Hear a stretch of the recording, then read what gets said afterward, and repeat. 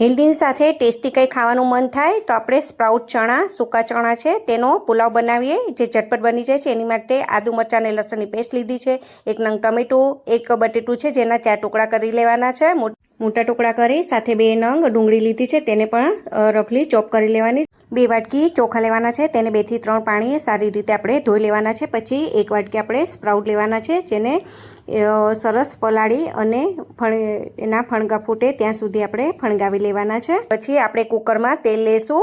એની અંદર એક સૂકું લાલ મરચું, 1 તજનો ટુકડો અને જાવિત્રીનો નાનો મીડિયમ સાઇઝનો ટુકડો લેવાનો છે. તેને બધું તેલમાં સારી રીતે સતળાવા દે. 1 ચમચી રાઈ નાખીએ અને અડધી ચમચી આપણે હિંગ એડ કરવાની છે અને ડુંગળી નાખી અને સરસ સાંતળી લેવાનું છે. પછી એની અંદર ફણગાવેલા આપણે સૂકા ચણા અને બટેટા છે તેને પણ મિક્સ કરી દેવાના. સાથે સાથે આપણે આદુ મરચાં લસણની પેસ્ટ પણ એડ કરી અને બધું જ રાઈસની સાથે બધું સાંતળી લેવાનું છે. પછી રૂટીન મસાલા કરીએ. લાલ મરચું 1 ચમચી લેવાનું છે, ધાણા જીરું 1 ચમચી લેવાનું છે, અડધી ચમચી આપણે હળદર કરવાની છે અને બધું જ સારી રીતે આપણે રાઈસની સાથે અને બટેટા અને ચણાની સાથે બધું મિક્સ કરી અને પાણી એડ કરવાનું છે. 2 વાટકી ચોખાની સામે આપણે 4 થી 4.5 વાટકી આપણે પાણી લેવાનું છે અને ટમેટા લઈ જે ચોપ કરીને રાખ્યા હતા તે પણ સાથે આપણે એડ કરી દઈએ. અને લાસ્ટમાં હવે આપણે પાણી અને રાઈસના ભાગનું મીઠું 1/2 ચમચી જેટલું તમે તમારા સ્વાદ મુજબ એડ કરી શકો છો.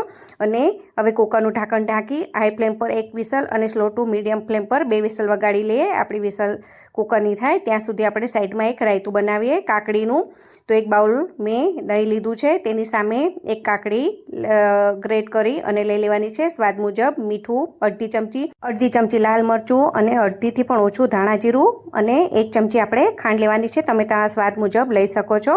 હવે અડધું લીલું મરચું અને ફ્રેશ ધાણા લઈ અને બારીક સમારી અને મિક્સ કરવાના છે. અને હવે એનો ટેંગીનેસ ટેસ્ટ દેવા માટે આપણે કોઈ બી બ્રાન્ડનું તમારી પાસે જે અવેલેબલ હોય તે છાશનો મસાલો લેવાનો છે ફ્રેશ. આ રાયતું એક અલગ પ્રકારનું અને આ ચણાના પુલાવ સાથે ખૂબ જ સરસ લાગતું હોય છે. તો એને ઠંડુ કરવા મૂકી દઈએ. એટલી વારમાં આપણું કુકર પણ ઠંડુ થઈ અને રેડી છે. તો સર્વ કરી લઈએ.